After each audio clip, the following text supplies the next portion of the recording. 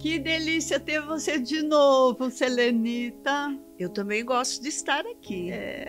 Que pérola você trouxe hoje? Diamante, né? Não é nem pérola.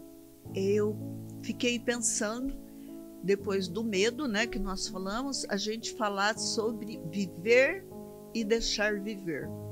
Muito bom. Porque tem gente que vive e não deixa o outro viver, né? Exato. E isso atrapalha emocionalmente a gente. Porque acho que a gente foi educado a tudo ter um porquê. Então eu procuro uma justiça própria, um entendimento próprio sobre as situações. E muitas vezes aquele entendimento está certo. Mas eu penso que na maioria das vezes, se a gente não perguntou, a gente não sabe. A motivação que a pessoa está vivendo. A motivação interna da pessoa, ou até externa, do seu propósito, do seu próprio objetivo de vida. E quando a gente se intromete na vida do outro, é como se a gente assumisse, compartilhasse com ele a responsabilidade caso esse comportamento não esteja adequado, não esteja funcional. Quando eu quero deter a pessoa, eu acabo assumindo responsabilidade junto com aquela pessoa por aquilo que ele está fazendo. Então, o ideal é a gente procurar viver bem a nossa vida. Viver plenamente, Jesus Cristo fala. Eu vim para que todos tenham vida e vida em abundância. E vida em abundância. Isso é viver plenamente. É viver consciente dos seus sentimentos, viver consciente da sua história, viver consciente que todos nós temos dificuldades e a nós cabe ter um movimento de aceitação para com o outro, e esse movimento de aceitação para com a realidade do outro vai providenciar para mim uma libertação daquilo que o outro faz. Se eu fizer isso verdadeiramente, por que a libertação do que o outro faz? Por exemplo, um exemplo bem fácil da gente entender é a mãe de um drogado, a mãe de um menino que assume a homossexualidade, a mãe de um filho que tem um comportamento marginal. Enquanto a mãe quer salvar aquele filho, quer deter aquele filho, ela está compartilhando com ele a responsabilidade do que ele está fazendo. E quando deixa, ele vai arcar com sozinho as consequências. Então, quando se criou a codependência, é um tema que eu quero falar também aqui, quando se criou a codependência, que é eu ser feliz a hora que o outro está feliz, eu ficar triste a hora que o outro está triste, o outro usa droga, eu perco a direção da minha vida. Então, essa codependência impede que o outro assuma a responsabilidade do que ele está fazendo sozinho. Então eu estou compartilhando, querendo, brigando. Parece até que não é vontade de Deus. Eu penso, quando eu escuto as mães falando e discutindo isso, que não é possível que isso seja vontade de Deus. Eu sou a mãe, eu que pari, eu que sou responsável. Mas não é verdade isso. Isso é muito bom você falar. E não é só para quem é marginal, quem é usuário de droga, quem é rebelde, mas aquele filho que está na igreja, aquele filho que tem fé, que é obediente aos pais, porém, em algumas áreas, né? Algumas áreas da vida fazem uma besteira muito grande. A mãe e o pai assumem as consequências para ajudar o filho, e daí completa, eu quero que você diga, Porque o pai e a mãe acham que por ser filho. Aí o filho tá com 40 anos, faz uma besteira, chega para os pais e pede ajuda para sanear a consequência. E os pais, então, pensam igual você acabou de falar. Ah, mas eu sou mãe, Deus quer que eu ajude. E, na verdade, eu vejo, pensando no drogado, se você pagar a dívida dele com o fornecedor dele, ele vai ter crédito. E aí ele vai usar o crédito dele. E daqui 1 ou 2 meses, ele vai estar de novo te procurando. E você já conhece essa história.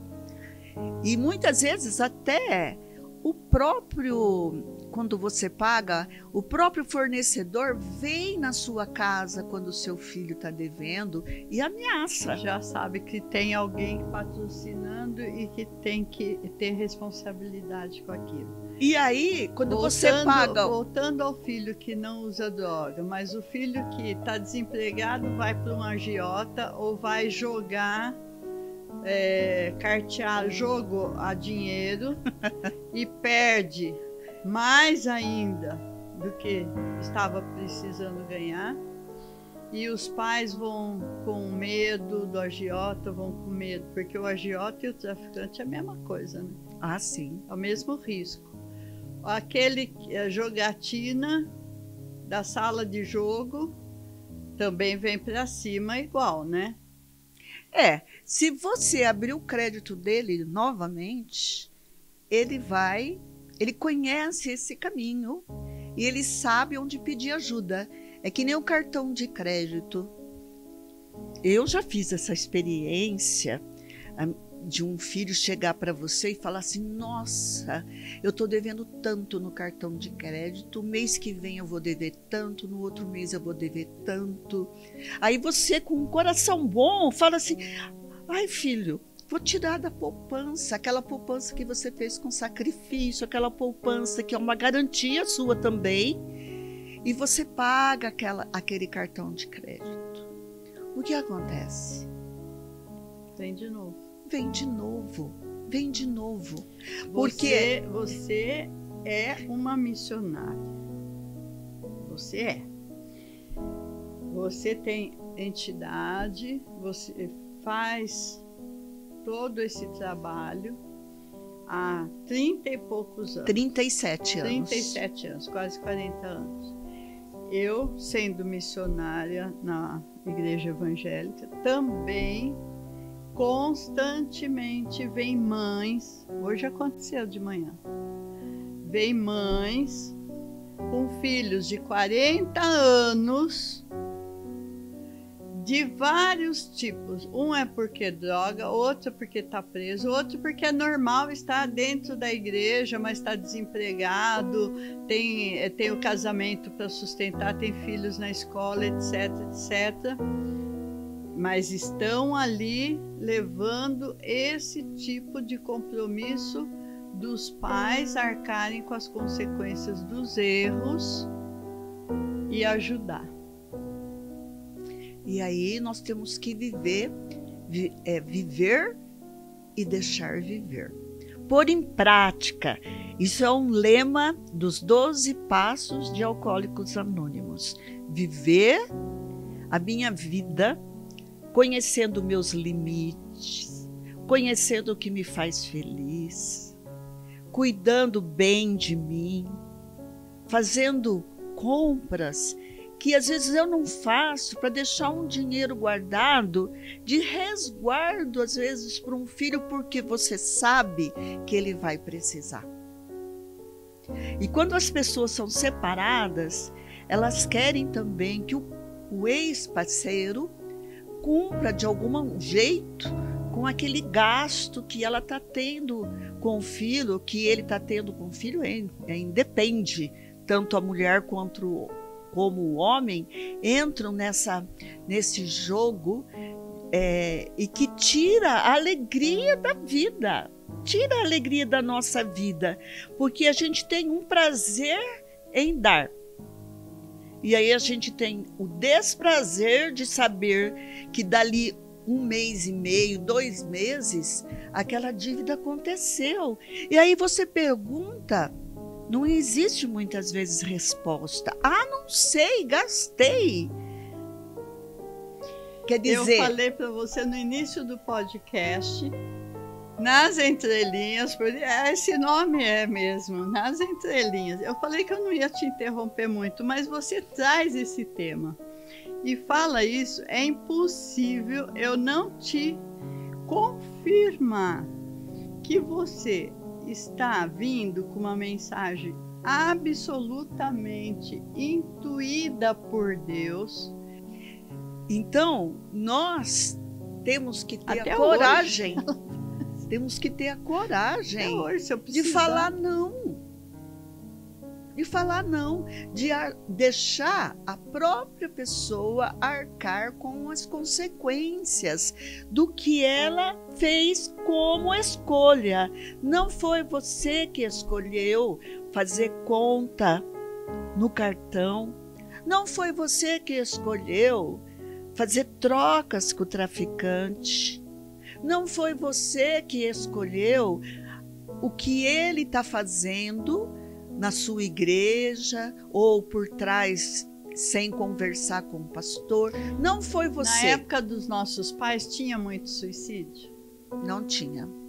Hoje, a geração dos nossos filhos e a nossa geração é uma geração de suicidas em grande escala. De 50 anos para cá, aumentou muito. Aumentou muito, mas por quê? Inclusive na juventude, né? Na juventude, sim, porque se os pais não ajudam, eles ameaçam, então eu vou me suicidar, e o pai sai correndo. Espero que você não esteja enfrentando e talvez de posse dessa informação você possa ajudar algumas pessoas.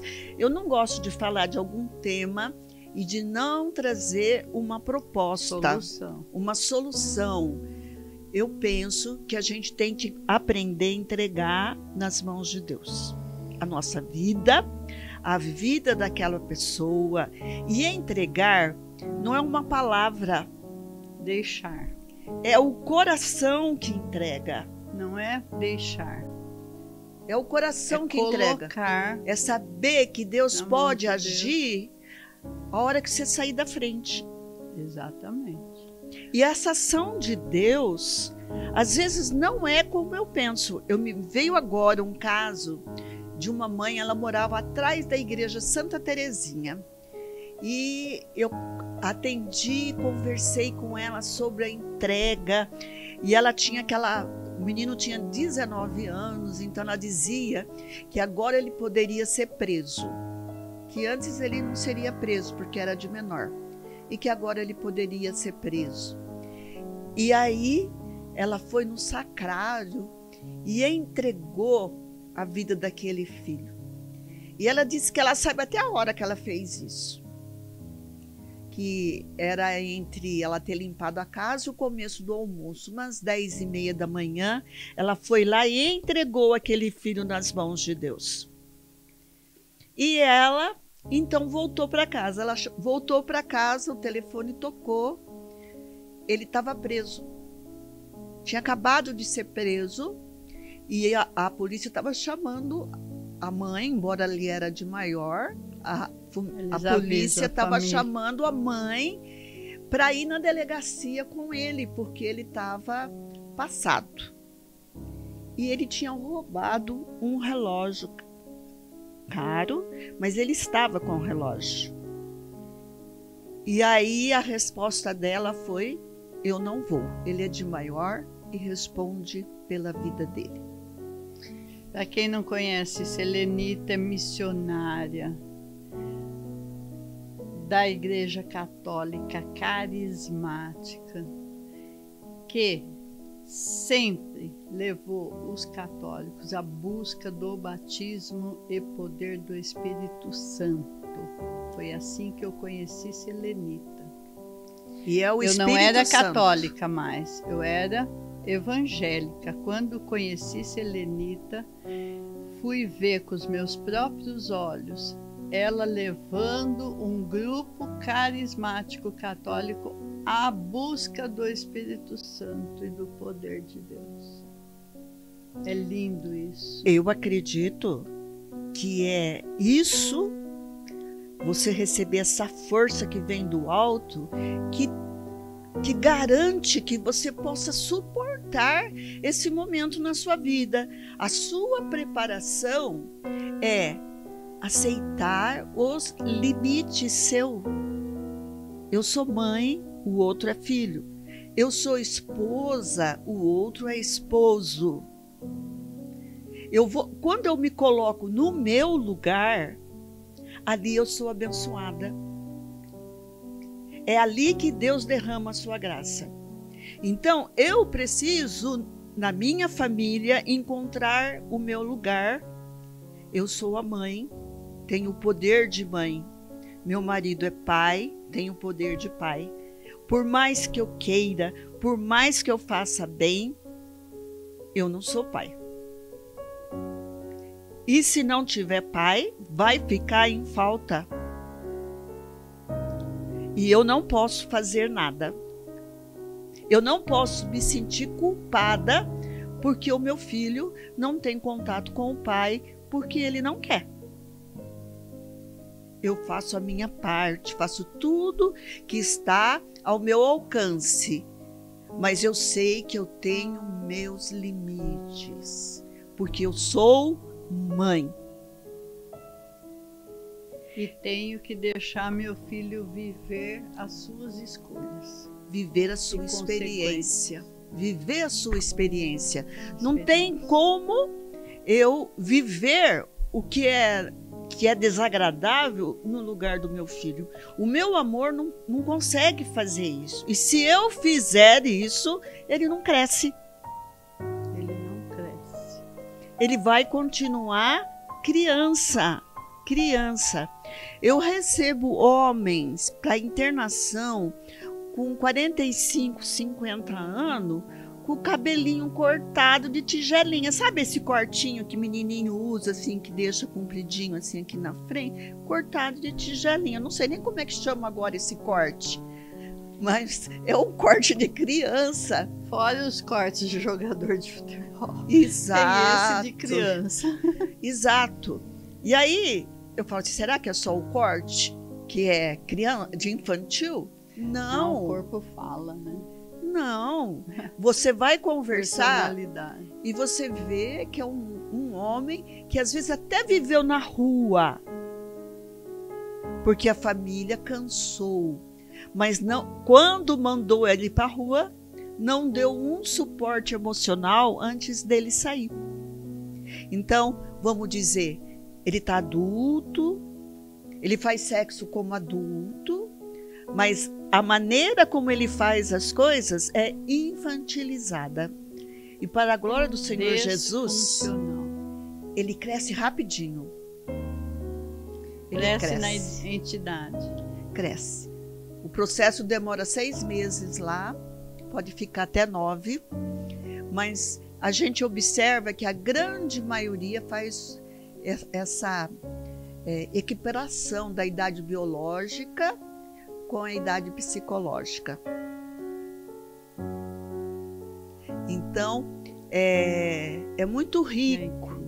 E ali dentro são poucas coisas que a gente pode ensinar ele a arcar com a responsabilidade. Mas nessas poucas coisas, que não são grandes coisas da vida, mas aquilo que está acontecendo no relacionamento dele com outras pessoas, porque a recuperação se dá em comunidade. Eu acredito nisso. Sim. Como não é isolado. A drogadição se dá em comunidade, a recuperação também se dá em comunidade. Então, na convivência em comunidade, ele reaprende as regras, reaprende a ser funcional, ele volta para casa entendendo o que a mãe fez ou o que é necessário pôr como limite para aquela esposa, para aquela mãe ou para aquele filho, para que ele possa crescer. Nesse momento da internação, na comunidade terapêutica ou na intervenção de Deus, na consequência dos atos da pessoa, ou em qualquer outra situação que a pessoa tem que estar sozinho consigo mesmo e dar um breque naquela dinâmica que ele estava, ele para pensar e se avaliar. Porque, na verdade, são todos inteligentes. Ah, sim. Pode ser infantil, mas que são inteligentes, são. São inteligentes. E aprenderam muita coisa que nós não aprendemos. Eu não aprendi. Nossa. Eles falam, eu falo assim, nossa, graças a Deus. Não precisei aprender dessa forma aí. Né? Eu estou aprendendo com a experiência do outro. E eu falo muito isso, aprende com a experiência do outro. Porque se nós olharmos nossos pais, nossos avós, a gente vai ter uma noção de como eles colocaram os limites. Pensando no seu avô, vamos pôr. Você sabe o que seu avô faria e o que seu avô não faria. Exato. Como que você sabe? Porque ele deixou claro. Então, se um filho vem pedir ajuda, é porque ele sabe que pode pedir ajuda. Olha que coisa. Ele sabe. Ele sabe que pode pedir ajuda. E às vezes pede ajuda para coisa que a gente sabe que não é legal. Que não é bom. Que não é um fruto do Espírito Santo. Vou dizer assim, numa linguagem espiritual, que são coisas do mundo que ele pede ajuda. E a gente acredita que se a gente estiver junto, a gente vai conseguir deter. Mas isso também não é verdade. Um dia na ápice, no meu escritório, chegou uma mãe indicada por uma pessoa da minha igreja. E essa mãe não sabia o que fazer com o marido. Por quê? O filho estava preso no distrito, não estava nem na penitenciária, estava no distrito policial aqui. E estava devendo R$3.000 de droga, e não era a primeira vez, dentro da cadeia. Existe a venda de droga. E daí, o marido dela brigou com ela e disse: você não vai mais atender o telefone. E vinha ligação no celular dela de dentro da cadeia. Fica aqui registrado isso. E daí, porque o sistema prisional está completamente... Ainda vou levar isso na Câmara dos Vereadores.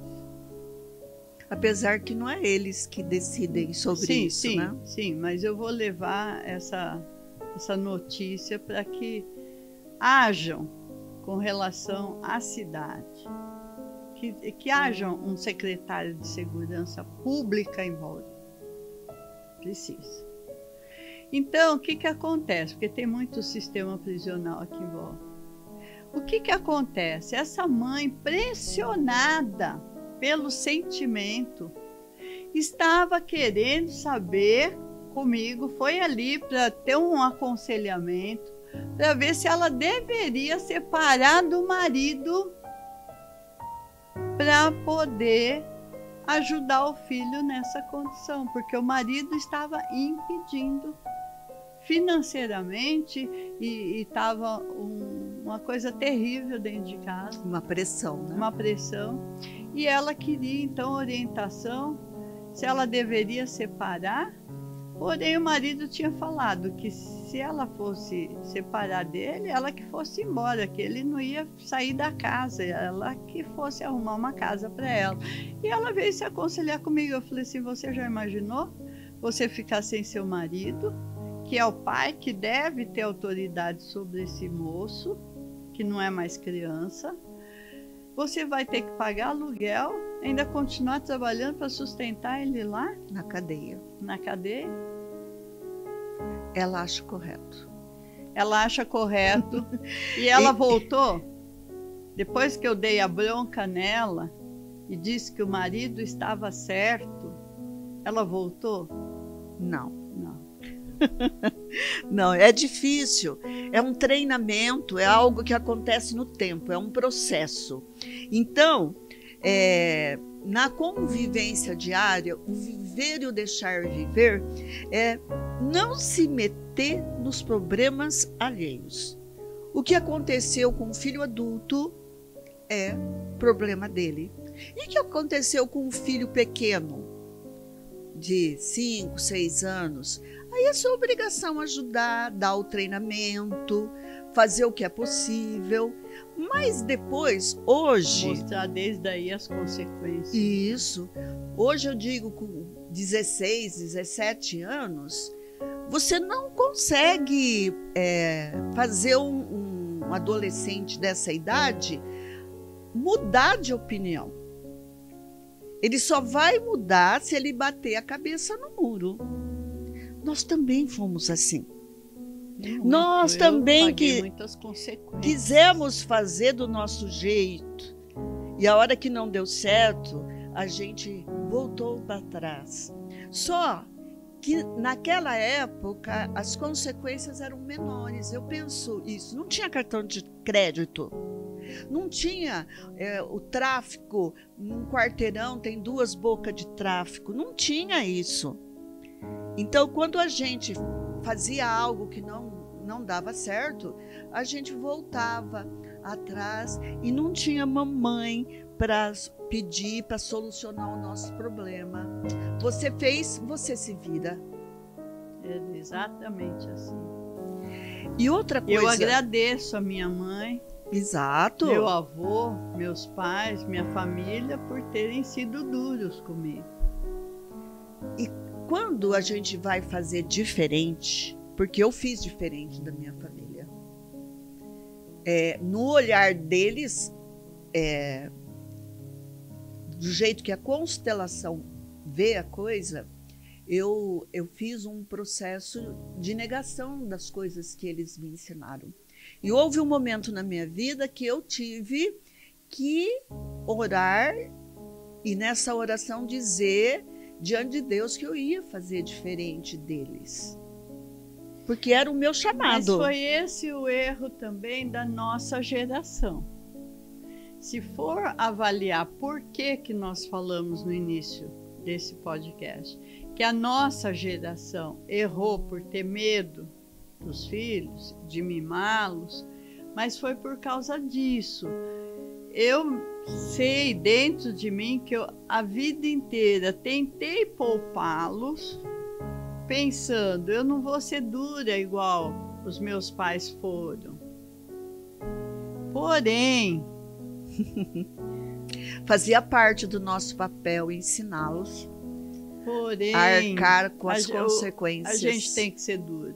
Eu chego à conclusão hoje. Eu digo, cada pessoa tem o seu tempo.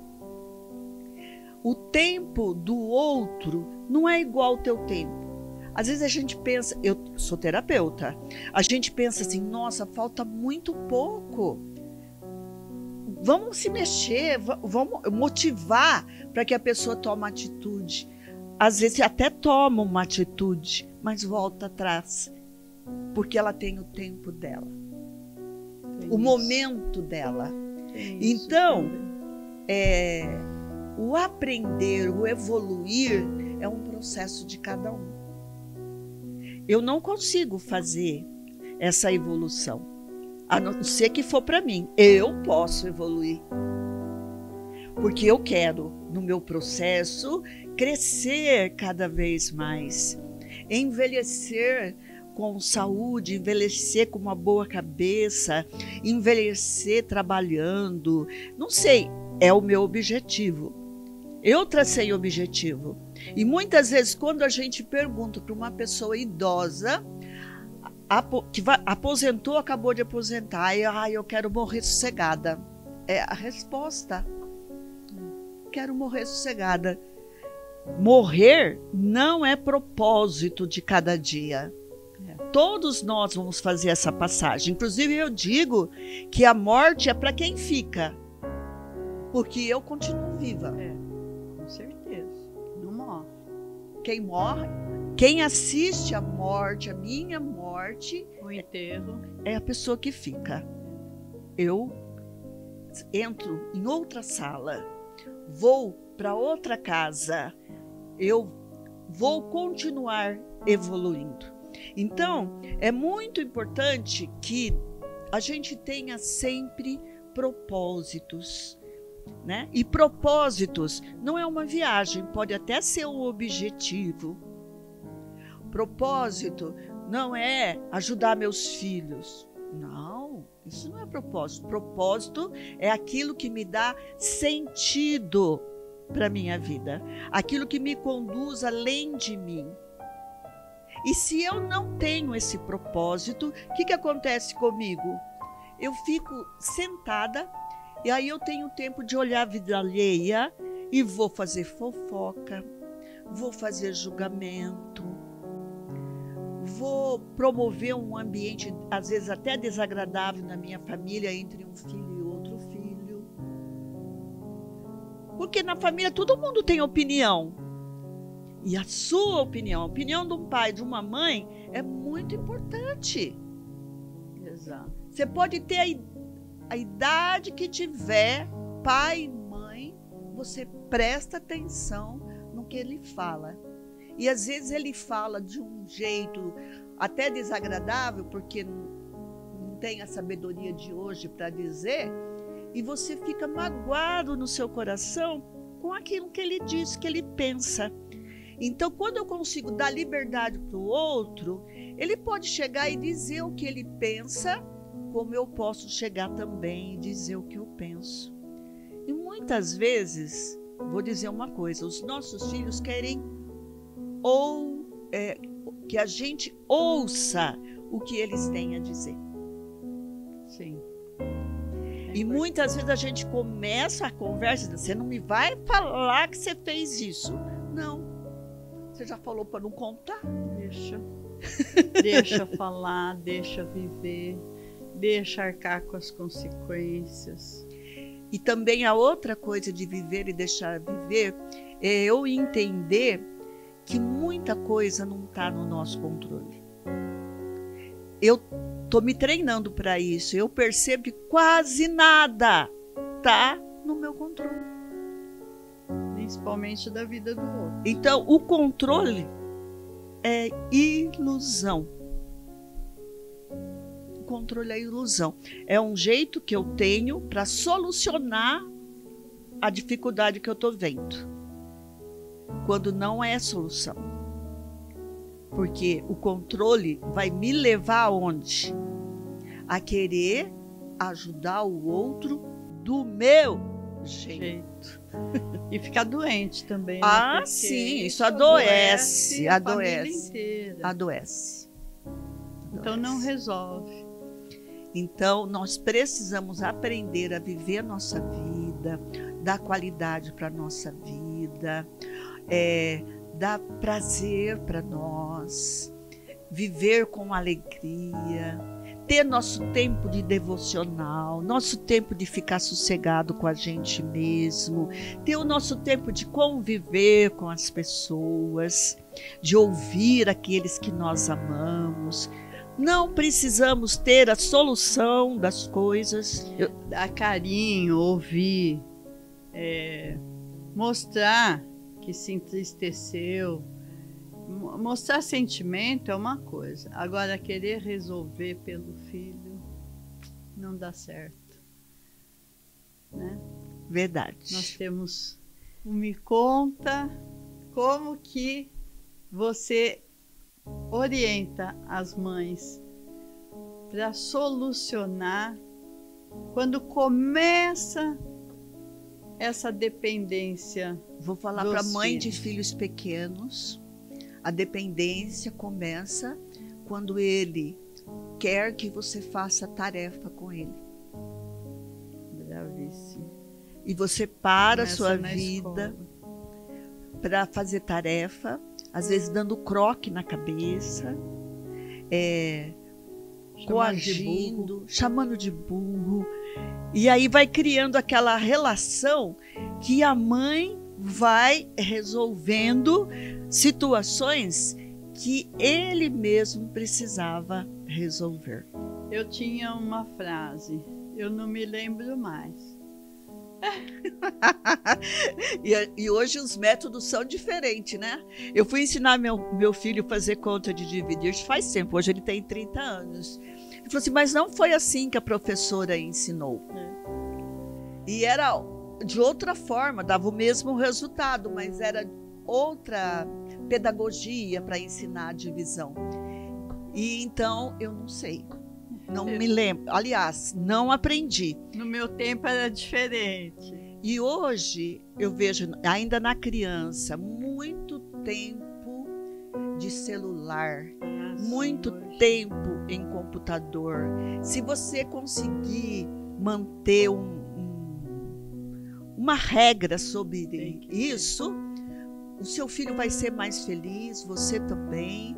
E ele, porque a criança aprende, quando ela está com uns 10, 11 anos, ela aprende que se a mãe não não ajudar, ele não sabe. E, aliás, ele nem presta atenção na escola, porque a mãe vai fazer a tarefa. Mas ele faz tão feio, ele faz tão mal feito, e a mãe então faz por ele. Ali começa já a se estabelecer, se ele fizer mal feito, quem tem que corrigir ele é a professora. Ela vai falar para você, mas essa é uma tarefa dela, de pôr o limite para ele e você pôr. Porque a criança, porque hoje eu tenho neto, a criança fala, a minha professora não liga. Não sei se é verdade ou não, porque nesse caso eu só estou aquele momento com o neto. Eu me lembro quando eu reclamava de alguma coisa da escola, minha mãe dizia, a professora sempre tem razão. O aluno, quando é preguiçoso, ele põe defeito na professora. Então, bastou uma vez eu reclamar, não reclamei a segunda. Outra coisa que eu acho que foi um erro muito grande da nossa geração foi contribuir com a mesada se o filho faz alguma coisa em casa. Eu acho um erro gravíssimo. Eu nunca fiz isso, mas quem fez não obteve resultado. Eu sou uma que obtive resultado. Você obteve? Eu obtive resultado na participação. Porque então, toda coisa tem que ter equilíbrio. Mas a minha criação... É dando que se recebe. E a vida é assim. Você teve sorte na índole dos seus filhos, isso, né? Que os filhos vêm com uma índole, que é o espírito que tem dentro desse corpo. Então, o que acontece? Em casa era assim, vai já lavar a louça do jantar, hoje é seu dia. Pega a flanela, vem tirar o pó dos móveis enquanto eu estou fazendo outra coisa. Minha mãe criou a gente assim. E aí, se quebrasse o pé de um porta-retrato na estante que você estava tirando o pó. Levava uma bronca, né? Então, eu acho que a gente deve, não é retroceder, o mundo ele andou para frente, nós não podemos retroceder, mas o que era bom, assim como o ovo caipira é bom de se comer, melhor do que o ovo de granja, então vamos deixar o ovo de granja e vamos procurar uma galinha caipira, um ovo caipira. Não é assim para alimentação? Assim também são para os costumes, para a vida, para os filhos sentirem a vida. Mas o que a gente ganhava de presente? Só no aniversário e no Natal. Isso. E hoje os filhos pedem todo o que dia. Pra gente? Todo dia. O que é impossível. Todo dia. Então aquilo é um custo que eles não imaginam quanto é. Então, se eles puderem participar ganhando aquilo numa troca justa, não é? Eu te dou R$1.000 para você lavar uma louça. Não é assim. É o custo mesmo. E aí ele vai aprendendo que o fazer um serviço tem um ganho, tem um resultado. E ele vai ganhar quando ele completar o resultado que ele quer. Então é um trabalho aí falando de crianças. Quando a gente fala já de adolescentes, o adolescente, se ele não aprendeu na infância participar, é muito difícil dele participar na adolescência. Verdade. Primeiro porque as escolas estão exigindo bastante dos nossos adolescentes. E segundo porque ele não aprendeu, e ensinar nessa hora é um desgaste muito grande. Não consegue mais. Então a gente tem que fazer propostas para ele também. Cada um vai ter que ver que proposta que ele pode pôr de uma participação no sentido de ir bem na escola, no sentido de fazer um trabalho mesmo que ele goste de fazer. Sempre tem maneiras dessa pessoa participar, tanto na sociedade quanto em casa, para lidar com esse custo exagerado, né? Hoje a gente vai numa escola particular, todos os alunos estão com aquelas maçãzinhas no celular. O mais barato desse celular deve estar custando uns 8 mil. Não tenho nem ideia, porque eu não me permito gastar isso para mim. E outra coisa, eu penso para mim que até é imoral. É imoral.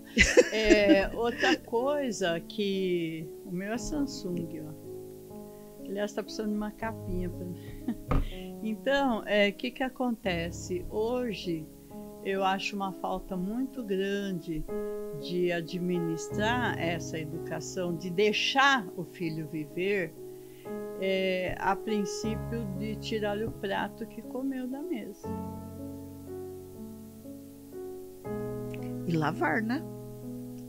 Tirar e lavar. E na pia, porque na minha casa não tenho empregada. Eu nunca deixei. Não tenho auxiliar.